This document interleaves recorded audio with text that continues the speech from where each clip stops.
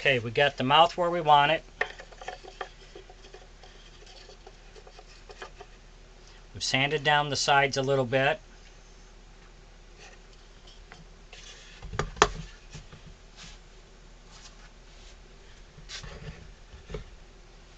We've got the ears sanded down to where we want them.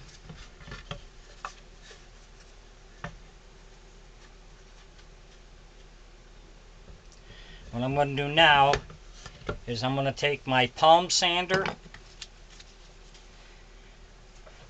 hand sanding my palm sander. I'm going to sand everything down to get it nice and smooth. And that will take a while. So we'll be back after we get it all sanded down.